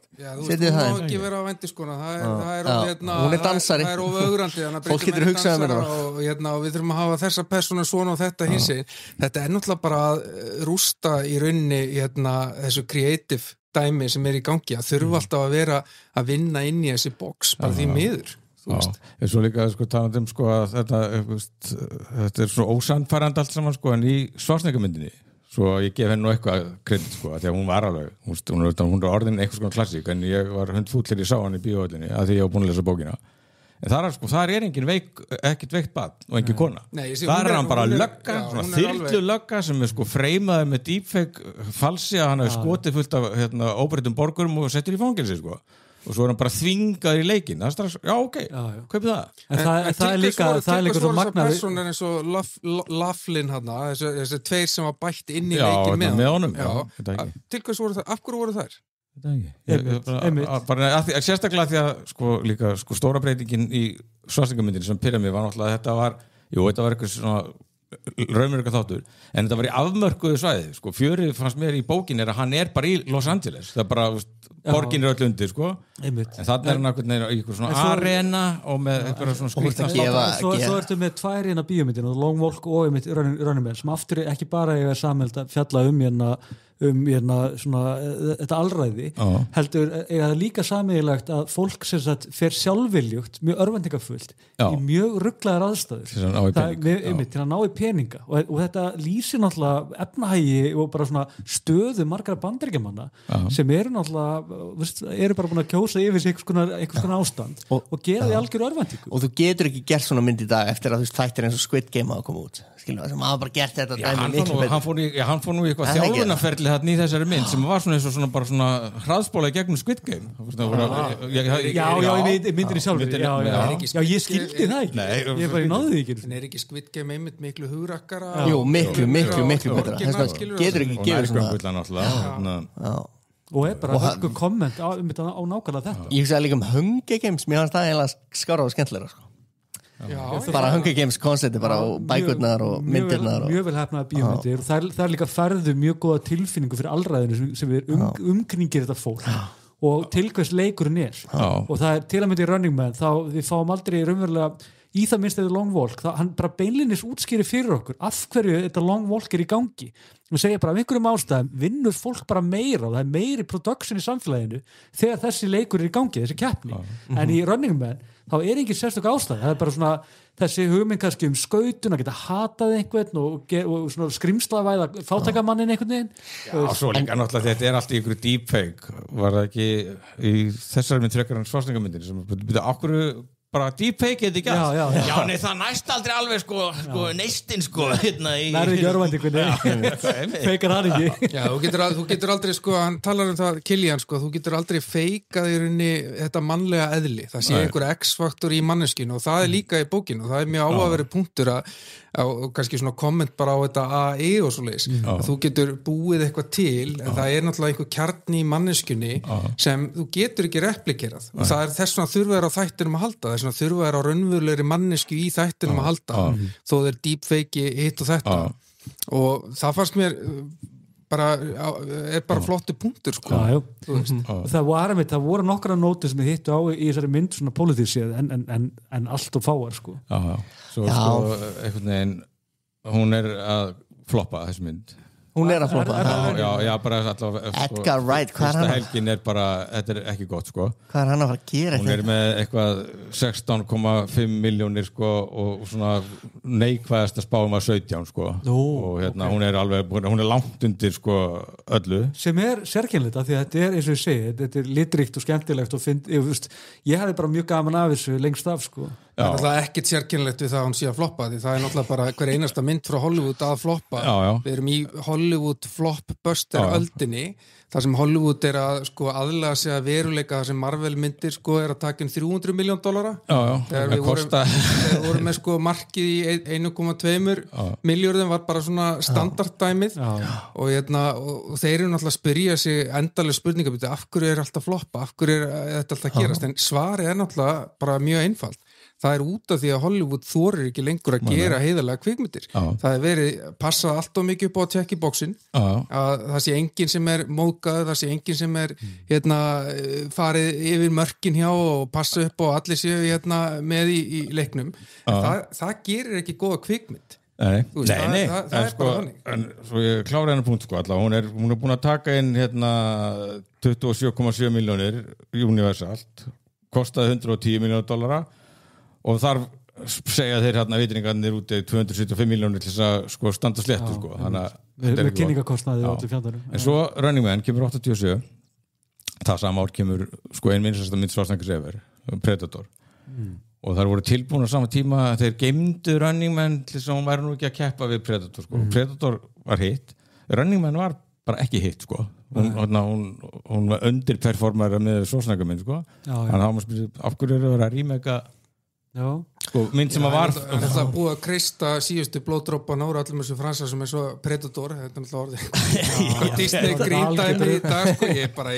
sá einhverja myndir Predator Badlands ég meina þú veist manneskjan sem setti Predator í dagsljósið og ákvað að gera einhverja barnamyndir úr þessu veist, þetta náttúrulega bara galið dæmi hvað þeir eru að taka skipulega hvert einasta fransar sem okkur þótti væntum og gjörsamlega eyðileggja þau, rústa það er búið að taka Star Wars, það er búið að taka Star Trek það er búið að taka basically allt sem okkur nördunum sem við elskuðum og eyðileggja það er sérstaklega vont sko þegar þetta farið með þetta í PG sko eða þú komið í leift öllum sko það er allt í PG í dag það er aldrei neitt blóð, það er einhver sem blæði lengur í þessum heimi og ég menn þetta er bara allt grín sko enda erum við hinir svolítið svona farnir að leita og náði bara svona A24 og maður að pæla í Jorgos Lanthos og kannski bara svona leiksturum sem svona eru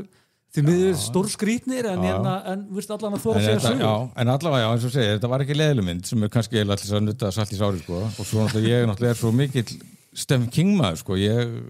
ætla alltaf bara að verja allt sem er tengt honum einhvern veginn út í rauðan döðan, sko. En ég var með, ég klikka á væntingastjórninni hjá sjálfum mér, sko, af því að ég var að lesa það út úr bussinu. Það var gott að við fórum ekki saman á hana. Já. Báðir bara fallið og farið hérna á Ölstofuna. Til þess að taka, sko, líkingur, mér finnst þessi mynd svona út af byrjunni og svo endinum, þá er þetta svona samlokað sem að, þú veist, brauðið er úldið, en miðjan er geðug. Var þetta ekki gott það? Jú, miðjan var alveg entertaining, sko. Já.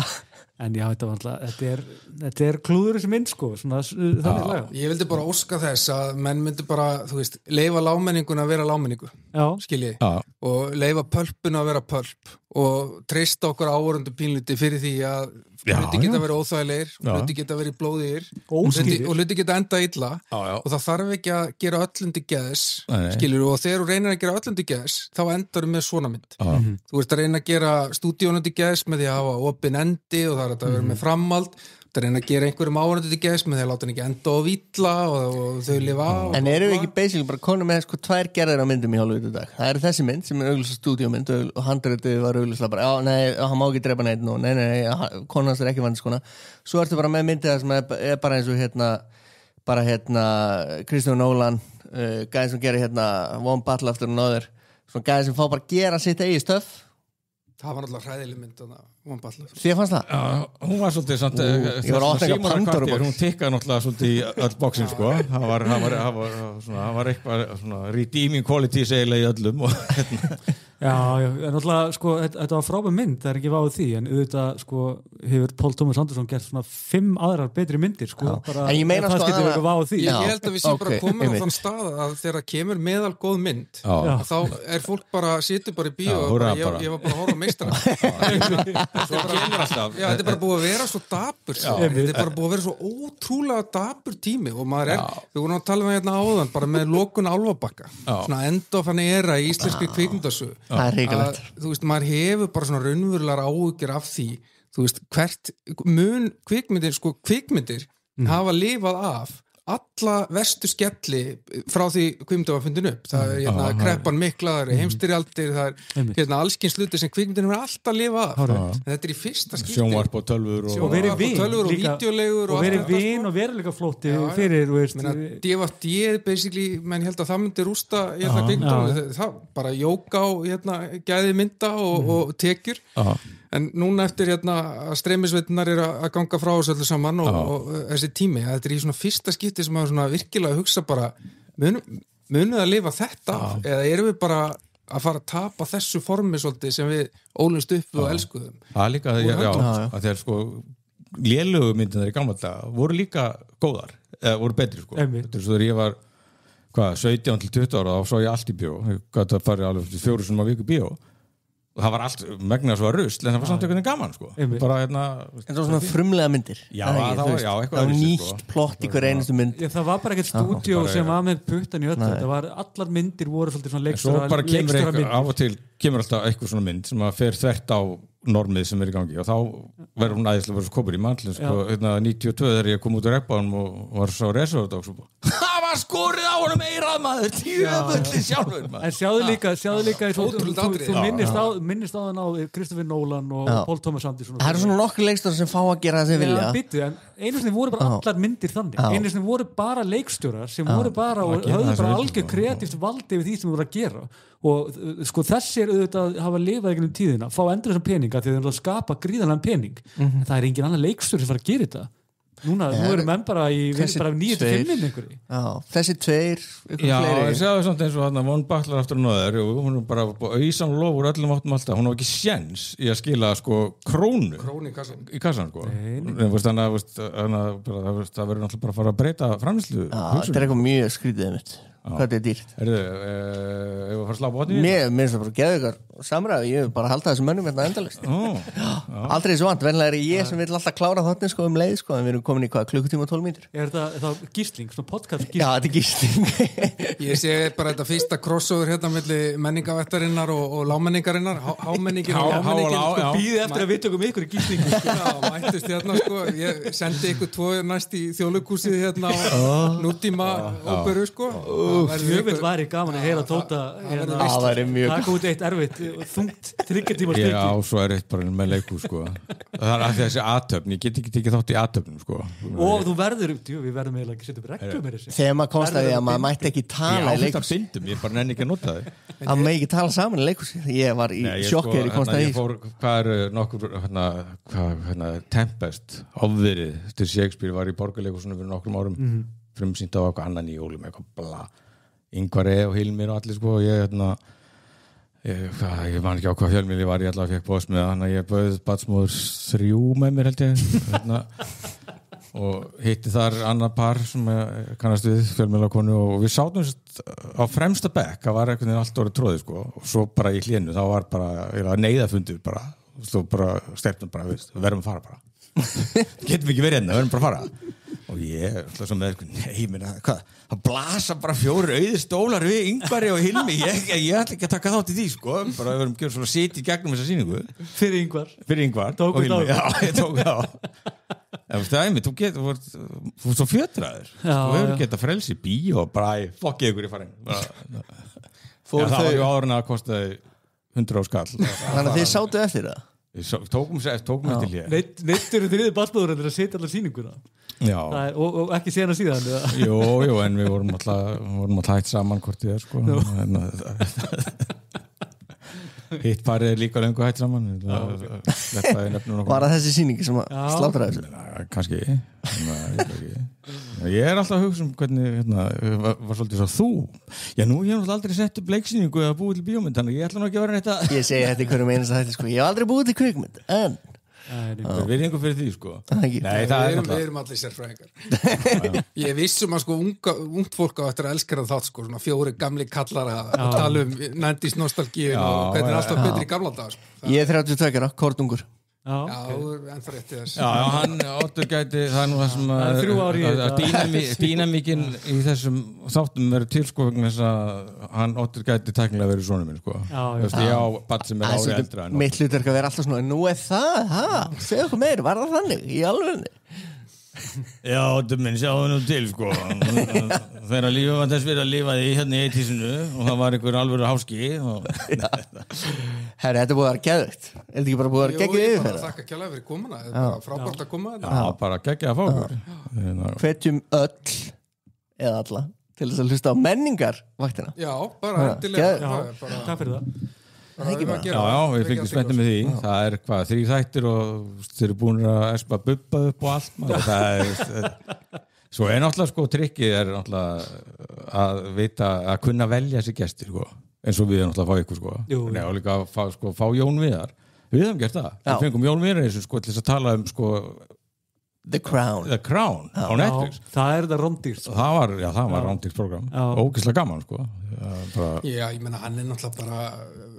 bara kóngurinn fróður þú veist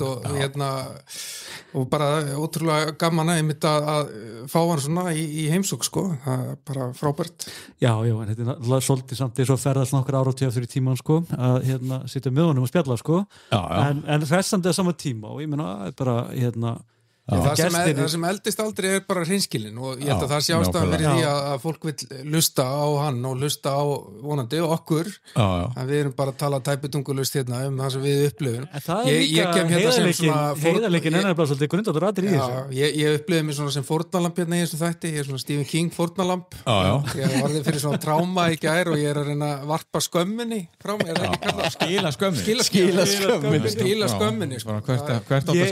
ég er svo fegin að gengi inn í þetta algjörlega bara, við vitum ekki neitt ég var bara alveg saman, ég er ekki Schwarzenegger mitt Running Man, Stephen King maður það er yngan áhuga þannig ég einhvern veginn var bara, Glenn Powell ennskendilegt, og sá bara fullt af litum og mér leiði svona eins og fáráðið eftir á og Símon svona sauð á honum, hann svona skalf fyrir það bíó og sagði mig frá þessu og ég var bara svo las ég meir þetta og þá svona, hann eiginlega byggði upp svona frústrasjón á mér líka. Já, þetta er náttúrulega þeir voru svona áttað á því að þetta var dauðafæri sem var verið að brenna af, sko. Er það ekki kjarnin okkar kannski í umræðinni með Running Man? Þetta er ekkert hræðileg mynd, en bara færi var svo gott. Líka, man langaði svo í það bara, þegar þú ert með allt þetta í höndunum og þú farð að fara þetta langt, klára þetta. Algjörlega, og óhóð því öllu, þá fannst mér nú líka bara að fremja þá höfuðsynda, hún var ekki nógu skemmtileg, sko, þú veist, allan tíman. Hún var bara geggjuð fyrir hlið, skrítinu byrjun og svo eftir hlið og seinni partur var ekki nógu skemmtilegur. Og það er eina sem ég vil fá mínum bíómynd. Ein loka spurning til ykkar hérna. Hver er að ykkar mati besta Stephen King myndin? Og þið með ekki sjá svo, ekki Guðnabann. Green Mile. Hún fara að vera þarna líka. Fyrst ég má segja Green Mile og segja Green Mile. Sko, já. Þetta er cop-out svar hjá mér. Ég er náttúrulega geggjuð, en ég bara ætla að fá að koma úr óvæntar átt og segja bara The Life of Chuck sem að bara... Nei, Guðmund góðu tók. Frábær. Sko, svo mynd sem sko... Já, ég veit að það er mistvalur, ég veit að... Við munum aldrei klára hana. Nei, þetta er nefnilega sko... Endirinn á mist náttúrulega fokkaði valur for life, sko. Já, það er bara sko myndir sem láta mig finna eitthvað. Það er það sem, og bara listavers sem leiða mér upplifa eitthvað. Og það á mitt var The Mist sem er náttúrulega algjör bíómynd og ekkert sérstaklega góð en sko þessi saga er algjörlega stórkostleg og endurinn er svo kvikindislegur að það er dásamlegt. Og hann var ekkert í bókinni, hann er viðbót, sko. Hann er viðbót? Já, ok. Það er svona, líka, þegar ég svo Unforgiven fyrst í bíó, leiðilegasta mynd sem ég hef séð, einhver vestur með Clint Eastwood, bara eitthvað fílósófera, svo bara endurinn. Já, þetta er frábær mynd, maður. Bara hann breytist í Skallagrímsson bara. Þú getur alltaf rettaðir á góðum endur, sko. Það er svo tvistið hjá mér, sko. Mér er alltaf þótt alveg, sko, mér finnst, sko, jáfnvel þótt Stephen King hafi verið fúll með hana, þá finnst mér Shining vera stórkostleg kvikmynd og mér finnst hún ná einhvern veginn Jack Torrance og á þessu hóteli og öllum, ég horfa hann aftur daginn, mér finnst hún geðveik, Green Mile eins og Oddur segir, það er náttúrulega, þú veist, ótrúlegt og Sjórsong líka, það er báðar svo þykir mér vænt sko gamlu bíómyndirnar sko, mér finnst eins og bara Pet Sematary gamla, algjörlega geðveik hún, sko það eru fá myndir sem hafa gert mig jafn hrættan og með Pet Sematary ég fór hana í Háskóla bíó og með kærustum með þá og hún keypti sér hérna súkkulaði bara áður en fórum og svo bara fattaði ekki fyrir einhverjum myrmynd það var bara að búa bráðn í höndunum og leka ofan í bara lærinu svo mynd sem ég horta okkur ofta Stephen King myndin, ef ég var viðkynna hvað er svona myndir sem þegar mér langar að horfa Stephen King mynd hvað myndi ég vel með, það er Dead Zone hún er náttúrulega algjörlega geðvig það er rétt, ég myndi eiginlega mér langar nánast að skipta skoðun uppbólsbók líka sko og ég bara, ég elska Christopher Walken í þessari mynd og hugmyndin að gera bíómynd pólitískan morðingja sem er náttúrulega eldfimt í Bandaríkjunum það gerist ekki eldfimar en að og líka á þessum tíma líka á þessum tíma sérstaklega en hugmyndin að gera það aðalpersonu bíómynd og láta maður finna samúð með það er fucking briljant dæmi það er líka með að hafa svona spásagna gáða King það var náttúrulega eitthvað svona Trump element í helvítis fórsetta frambjóðan en þeirra eru náttúrulega búin að jogga svona minnja með náttúrulega sko guilty pleasure mitt er Kristín sko ég elska morðapílin sko það var fáránleg mynd svo er Stand míniserjan maður má ekki með Gary Sinise maður má ekki gleyma henni hún er ég sá hann á stöð 2 sko þá var það tekið upp bara á sunnudagskvöldum og hún er ekki slæm sko og líka, mér varst líka maður pælir í því hvað bara Stephen King hefur haft mikið svona menningarlega áhrif á mann bara, við náttúrulega, ég man náttúrulega mjög vel eftir ég var á svona góðum aldri, 90-91 að Tim Curry leikur hérna It það var svakalegt moment, það var bara menningar viðbyrður í heiminn það var bara eitthvað helviti strúðurinn ég fekk aldrei að horfa á þetta og þegar ég fekk að sjá þetta var þetta náttúrulega bara fáraleg sko og fyrir utan náttúrulega nýju uppmyndirnar mér finnst það frábærar en Tim Curry er samt betri sko ég er sammála sko hann er náttúrulega íkonískar einhvern veginn meiri trúður er náttúrulega miklu meira creep-væpi hérna skort en mér fannst samt sko nýju uppmyndirnar betri en gömlu uppmyndirnar en Tim Curry fannst mér samt sko hann eldi þetta trúðin og svo náttúrulega líka ég reyndar hún fór eiginlega bara með mig fyrsta eittmyndir reyndar sko þegar hvernig hún byrjar og hérna þá var ég bara svona djúvill er þetta ógeðsleg saga og ég var eitthvað að horfa þetta mest brútal Stephen King bókin eiginlega af öllu sem maður hefur lesið sko ég held að sé engin bók þar svo jafnmörg börn eru lýst á óttalega hátt eins og ég sko. Þetta ábæri ekki verið í lagi sko. Svo náttúrulega Misery, það er helviti komin það er Rob Reiner líka Ég var að horfa á hann í dag, ég myndi í skólanum með krökkum í 10. bekk Brutal, drepa börn hann er alveg þar sko það hikar ekki við ómisnóta þau það er líka,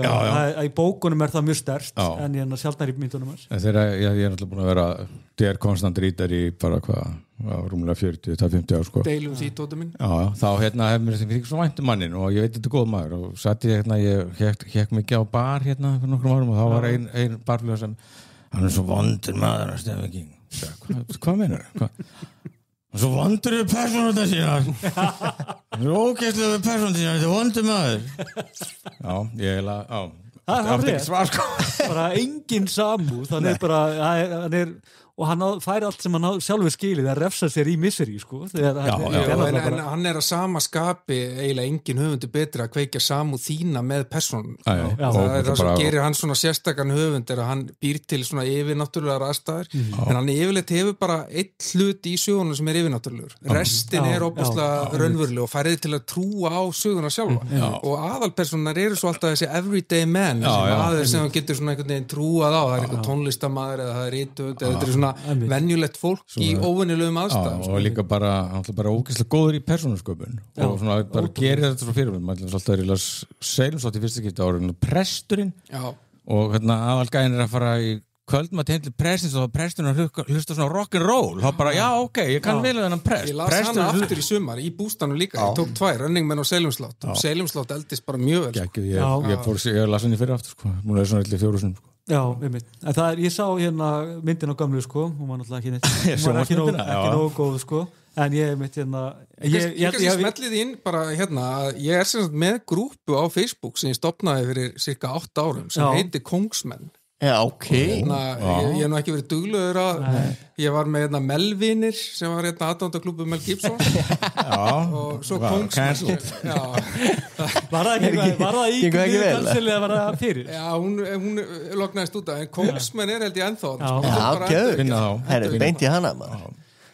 Já, ég meina þetta sko, það að ræða þetta fram og tilbaka með vitubotni fólki sko, en þetta er náttúrulega og þessar myndir, eins og ég segi, bara hvað hafa haft svona fjölþætt áhrif á alla minna menningarneyslu í gegnum áratugina er ótrúlega skemmtilegt og ég hef aldrei, ég sé leiðilega vissilega kingmyndir sko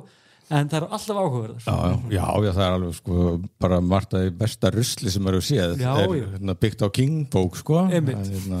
Þetta súrasta grúpa sem ég búið til á Facebook það var aðdándaklúbbur Uwe Böll það varstu komin alveg og skrítast um þá grúpu það ég hef ekki sko opnað hana í sko fjöldamörgar það heldur alltaf áfram fólk að tjóna hana sko og Uwe Böll sjálfur var farin að senda skilabúð í hana sko ok, það er ekki dæla gott það var gert í einhverju gríni alltaf eitthvað að djóka en Melvinir, mér finnst nú hann má aldrei taka það Mel Gibson sem hann á sko, og hefur gert sko mér finnst það þreytandi að vera kansleira mönnum að ég bara henda þeim út bara með allt trakkrekordi sko eins og Mad Max og Matrix bara sé ekki monumental karakter að fór eða sko mann finnst eiginlega krakkar í grunnskólum eigi sko að læra ræðuna Hansi Breivart bara bara eins og lærir bara þú veist ljóð og íslendingarsögur sko þetta er bara eitthvað sem allir er að kunna sko ég sagði þetta af einhverja krakkar sem ég var að kenna daginn you can take my life but you can never take our freedom eitthvað svona hvað þetta ég bara byrju, hvar hefur grunnskólakerfið brugðist hvar fórum út á spórinu en fyrst að við erum á þeirri vegferð ertu ekki búin að kenna en líka ræðuna hans Bill Pullmans úr Independence Day sem er náttúrulega besta ræða bara sem hefur skrifið ég horfði á hana bara í fyrradag með strákunum minn tókum hana á Blu-ray alveg frábær sérstaklega góð á Blu-ray en þetta er alveg lígilega vel skrifið ræða það kemur alltaf mikið óvænt þetta stappar stálinn og þjappar fólki saman alveg bara mér langar bara beint upp í orðsaflugu snilt að dæmi líka kasta hérna Pullman sem forsetan maður var rónað þreyttur á Morgan Freeman sko hann var svona nýtt teika á þetta Lone Star bara það var Morgan Freeman, hann var guð og forseti bara í heilan áratug sko það var aðeins svo mikið sko Pullman var svona everyday svona everyman forseti sko og bjórforseti þetta er svona maður bara svona venjulegu kall sko Þá líka var hérna konan að kærastan hans Will Smith þegar hún var svona stripper, hann fyrir hábjartan dagmunni, hún var bara að fara í vinnuna bara hérna. Já, einmitt, það er að vera strippar og hún einmitt að bonda við hérna fórsetafrúna Já, það fórsetafrún hún deyr í örmum strippar og það er þetta gott líka moment, svona feminist moment í Independence Day, þegar hún er búin að það þykir mér leitt á að setja einhvern veginn strippari og hún bara, nei, ég elska það Nei, hún segir fórsetafrúna spyr, hvað er þetta að vinna? Hún segir, I'm a dancer og þá segir hún eitthvað svona, oh, you're in the ballet í balletinu not that kind of dancer Þetta var þegar menn máttu meira sko. Það er eins og töluðum áðan maður sér þetta ekki Julia Roberts líka, hún alltaf var hóra í Pretty Woman en hún var bara búin að vera með 1 kuna sko. Það var alltaf að þinna Það er samt sem að þú verður að búa til einhver aðstæður og getur ekki búið til einhverja sem svona maður sem tekkin og tekst að vinna ágætlega þá myndi ég segja að það væri erfitt að koma með eina þrælvana vændiskonu inn í söguna og sem er alltaf ástofngin það er tölvöld öðru sem ég er farin að horfa á mixborði sko stökkt á draga niður í okkur, ekki vera búið draga þið niður hljóði Þetta búið að vera ekkert eðla skemmtilegt eldur, við þurfum að fá okkur aftur Það er bónusefni, Stephen King hálftíminn Stephen King hálftíminn sko Það er gott svona enda ég bara með eina smá spurning í lokin hálftíma setla Draðið niður í sótum minn Takk hérlega fyrir komuna Við fáum ykkur aftur, klálega Nei, við förum til þeirra Já, við förum til þeirra, klárt mál Takk fyrir okkur 2 á toppnum í samstarfi við Aðalskoðun Aðalskoðun býður hlustendum 2 á toppnum upp á 20% afslátt af bifreiðaskoðun Það eina sem þið þurfa að gera er að mæta á staðinn og nefna 2 á toppnum Aðalskoðun er með skoðunastöðar á 10 stöðum við sverum landið og þar verður tekið vel á móti ykkur